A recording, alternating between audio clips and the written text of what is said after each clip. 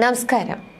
ഇസ്രയേലും ഇറാനും വെടിനിർത്തൽ ഒപ്പുവെച്ചതിന് ആഴ്ചകൾക്ക് ശേഷമുള്ള സംഭവ വികാസങ്ങളിൽ നിർണായകമായ വഴിത്തിരിവായിരിക്കുകയാണ്.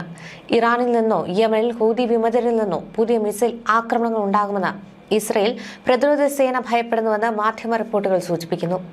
യമനിലെ ഹൂതി വിമതരാണ് രാജ്യത്തിന്റെ പ്രതിരോധ സംവിധാനങ്ങൾ ശക്തിപ്പെടുത്തുന്നതിനുള്ള ശ്രമങ്ങൾ വേഗത്തിലാക്കുന്നതെന്ന് പ്രാദേശിക മാധ്യമ റിപ്പോർട്ടുകൾ പറയുന്നു.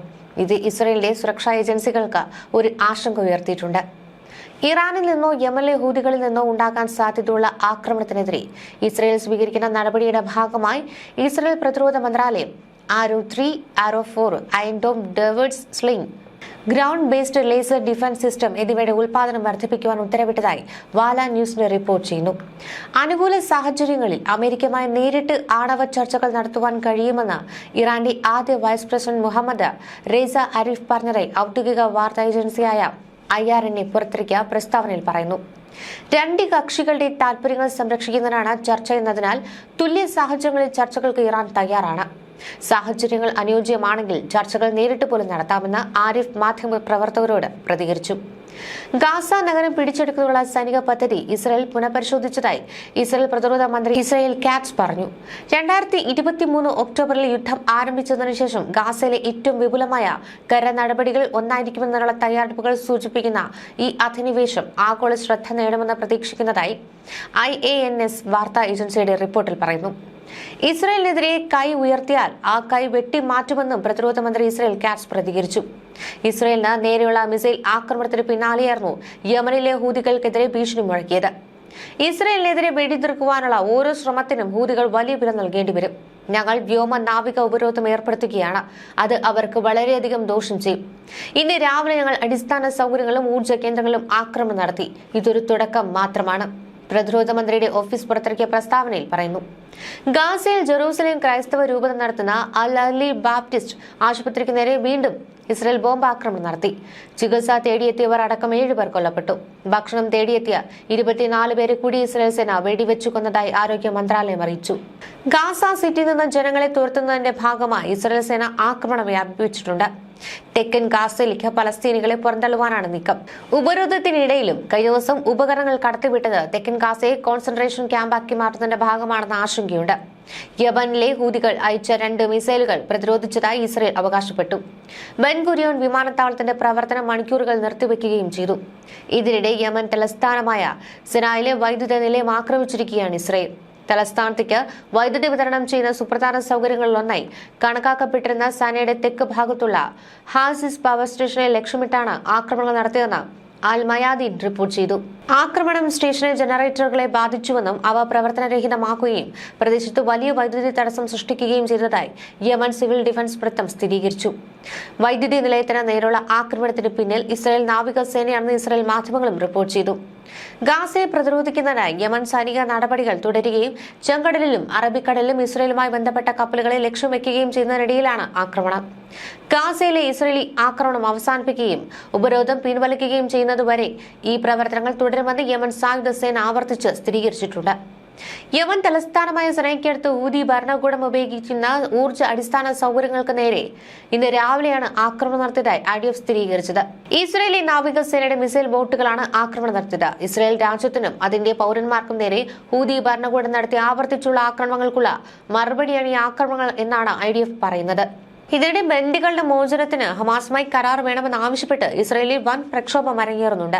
പ്രതിഷേധ പരിപാടികൾ അംഗീകരിക്കില്ലെന്നാണ് നെതന്യാഹുവിന്റെ മുന്നറിയിപ്പ്. താൽക്കാലിക വെടിനിർത്തലിന് സന്നദ്ധമാണെന്ന് ഇസ്രയേൽ അറിയിച്ചിട്ടുണ്ട്.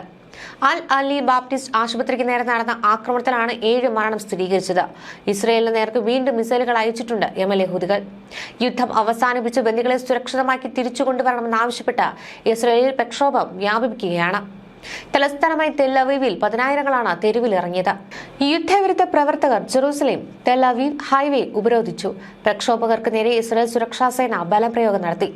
രാജ്യ താൽപര്യത്തിന് വിരുദ്ധമായ പ്രക്ഷോഭ പരിപാടികൾ ശക്തമായി നേരിടുമെന്നാണ് നെതന്യാഹു മുന്നറിയിപ്പ് നൽകിയത്.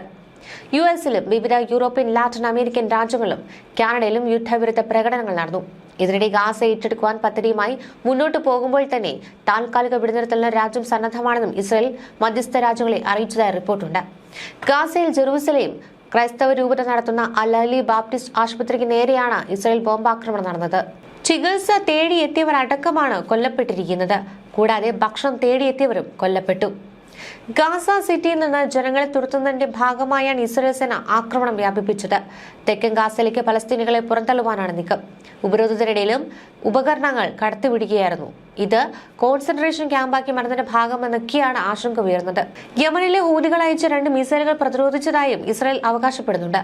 ബെൻഗുരിയൻ വിമാനത്താവളത്തിന്റെ പ്രവർത്തനം മണിക്കൂറുകൾ നിർത്തിവെക്കുകയും ചെയ്തു.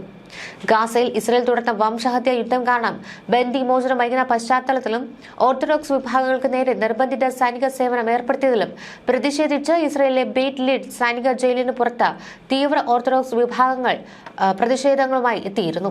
തുടർന്ന് പോലീസുമായി ഏറ്റുമുട്ടുകയായിരുന്നു. ജെറൂസലേം ഫാക്ഷൻ, സ്ലോണിം ഹാസ്ഡിക് വിഭാഗം, മറ്റു തീവ്ര ഓർത്തഡോക്സ് ഗ്രൂപ്പുകളുടെ നേതൃത്വത്തിലാണ് പ്രതിഷേധം നടന്നതെന്ന് ഇസ്രായേലി മാധ്യമം ടൈംസ് ഓഫ് ഇസ്രായേൽ റിപ്പോർട്ട് ചെയ്യുന്നുണ്ട്.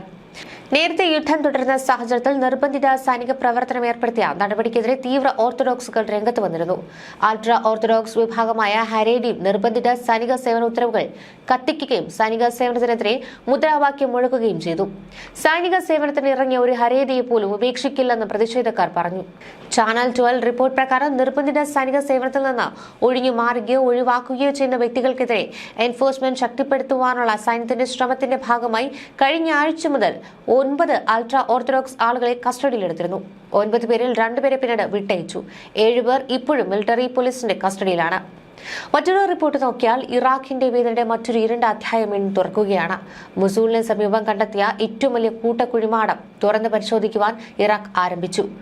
IS ഭീകരരുടെ ക്രൂരതകൾ ലോകത്തോട് വെളിപ്പെടുത്തുന്ന ഈ സ്ഥലം ആയിരങ്ങൾ കൊല ചെയ്യപ്പെട്ട് കുഴിച്ചുമൂടിയ മനുഷ്യരുടെ വിലാപം വീണ്ടും ഉയർത്തുകയാണ്. 4000-ലധികം നിരപരാധികൾക്ക് ജീവൻ നഷ്ടമായിട്ടുണ്ടാകുമെന്ന ഐക്യരാഷ്ട്രസഭയുടെ കണക്കുകൾ ആ കൂട്ടക്കുഴിയുടെ ഭീകരത മനസ്സിലാക്കുവാൻ പോലും കഴിയാത്തത്ര ഭയാനകമാണ്. IS ഭീകരർ കൊന്നുതള്ളിയ മനുഷ്യരെ കുഴിച്ചിട്ടിരിക്കുന്ന ഇറാഖിലെ ഏറ്റവും വലിയ ശ്മശാന സ്ഥലങ്ങളിൽ ഒന്നാണ് ഇതെന്നാണ് കരുതപ്പെടുന്നത്. IS ഭീകരർ അവരുടെ സ്വയം പ്രഖ്യാപിത ഇസ്ലാമിക് സ്റ്റേറ്റിന്റെ തലസ്ഥാനമായി പ്രഖ്യാപിച്ച മുസൂളിന് തൊട്ടടുത്താണ് കൂട്ടക്കുഴിമാടം സ്ഥിതി ചെയ്യുന്നത്.